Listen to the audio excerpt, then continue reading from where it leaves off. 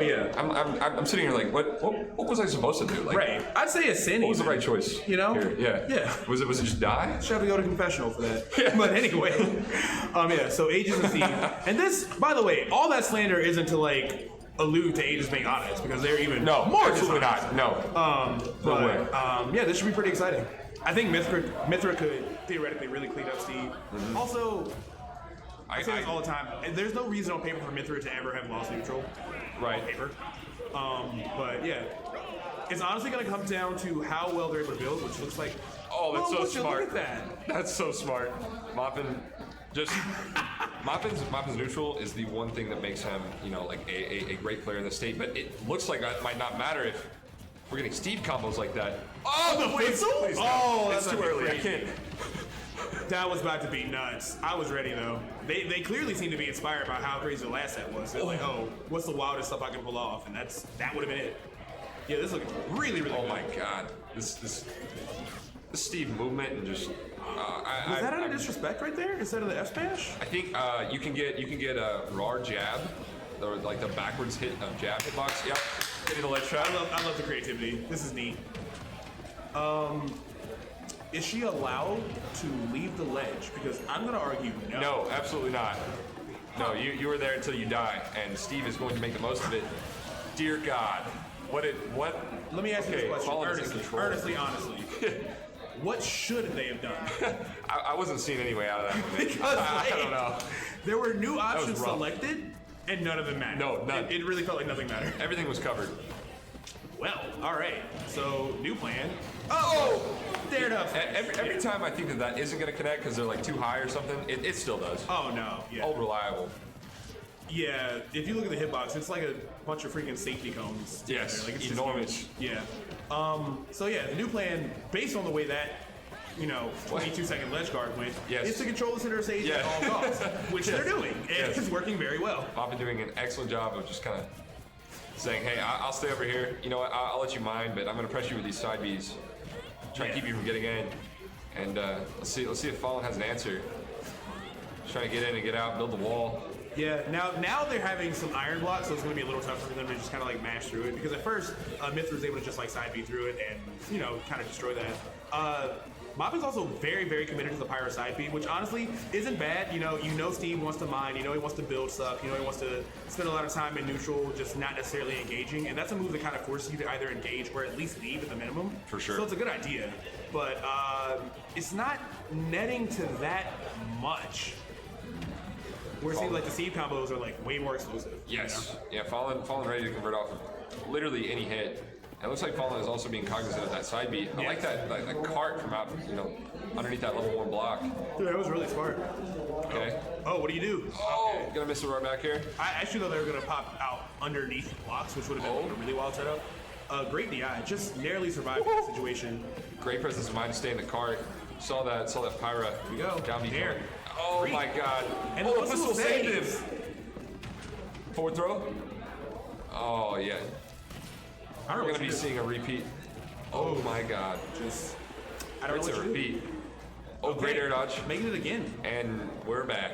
This isn't even, the funny thing about this is this isn't even them playing with their food, it's just optimal. Yes. To continue the edge guard. The up throw kill. Gonna take it at 170 for sure. And just not being super heavy. I'd also say that's probably a pretty solid DI mix-up. You saw him kind of go to the right a little bit. They probably thought they were gonna get thrown out again, but. Oh my God, please. This Steve wants blood. Yes. Steve is the most Looney Tunes character I've ever seen. Oh my God. Please, no. A toad.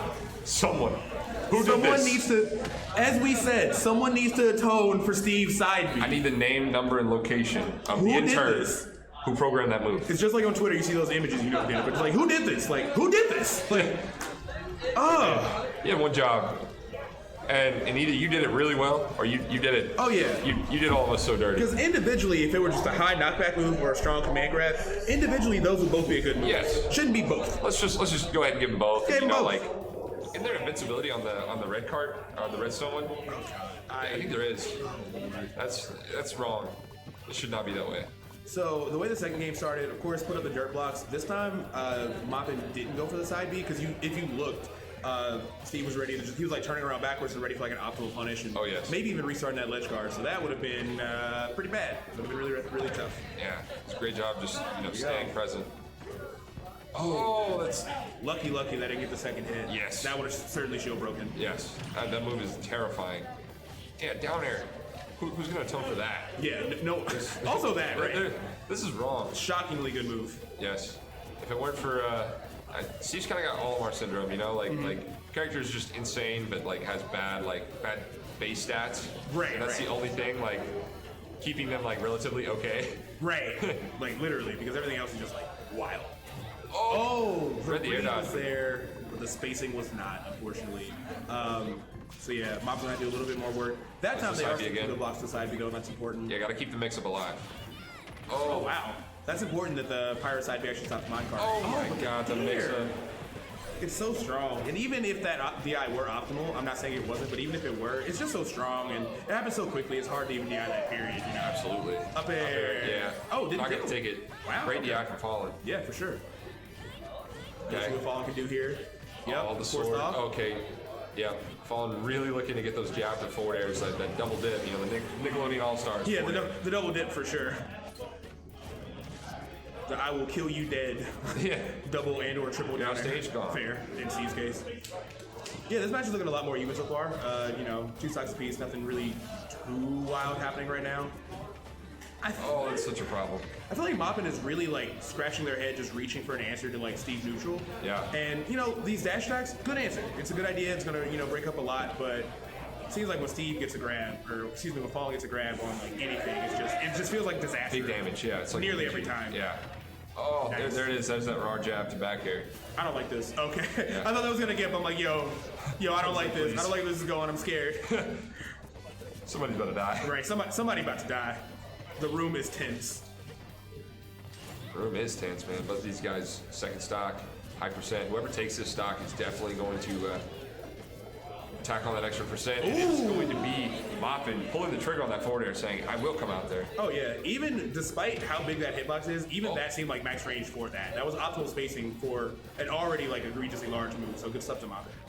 If MopN can get that damage on, get something started, this could be a much more convincing situation.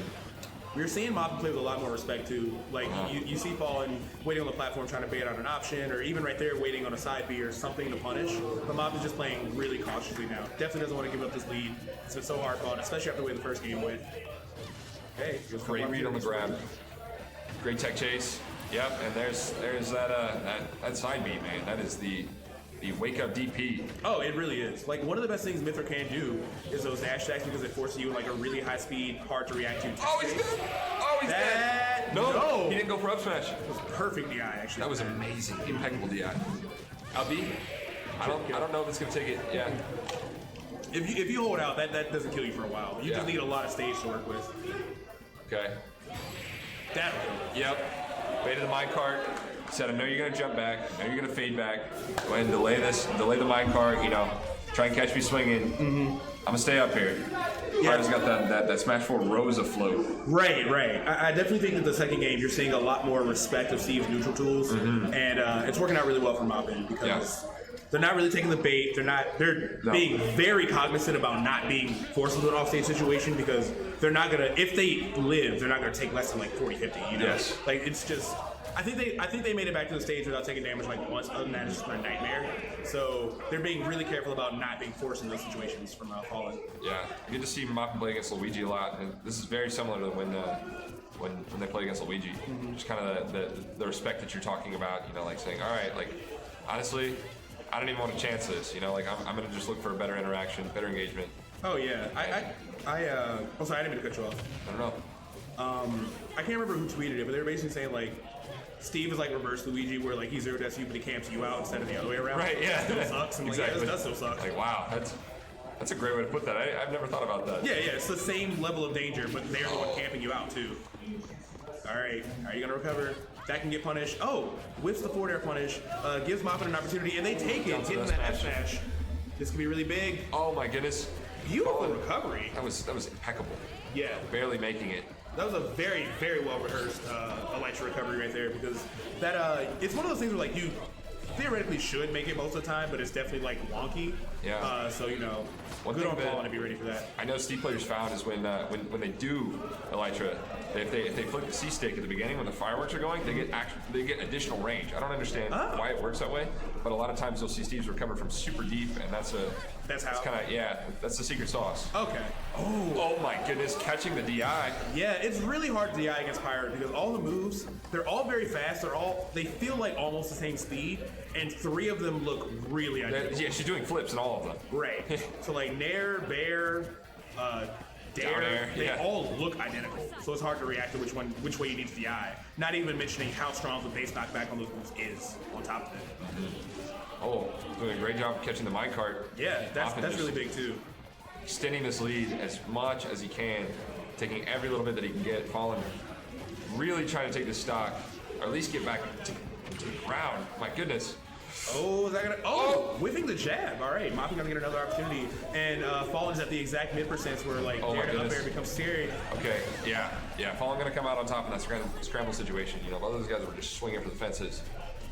But yeah, you were right. MopN's doing a really good job of just avoiding minecart. I think that was the big thing is that, you know, you break through Steve's neutral. It's tough. You got to get through the blocks. You got to find something. And then minecart resets everything, forces you off stage, and lets Steve build all like a single like button, you know? Yeah. It does a lot. Oh, the second time in a row, catching Fallen's DI. MopN going up here. Is this is winner stock for Fallen? Yeah, it definitely seems like minecart being such a relevant tool, MopN has found good ways to outmaneuver it and good ways to actually not only outmaneuver it but punish it with Pyra. He's anticipating it for sure. Yeah, so now Fallen is going to have to come up with like a new game plan because that was such a big part of their neutral earlier, as we saw. Oh, nice. And here they are. Here's that new game plan. All right, they're not going to minecart in because it keeps getting punished consistently. I like using the block like a little bit off stage to mix up the way you're coming in, but MopN is just being really, really aggressive and just not letting Steve get any space control set up. And I mean, it's rough too. He's only got stone tools. Yeah, no time for diamonds. He's just too busy being, you know, attacked. Yeah. Like, he's too busy going through it. Fallen just trying to create some breathing room, honestly.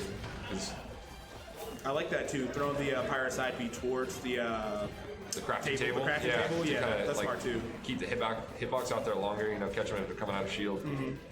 And one forward tilt or one forward air could spell death for Fallen, who has very little resources on deck.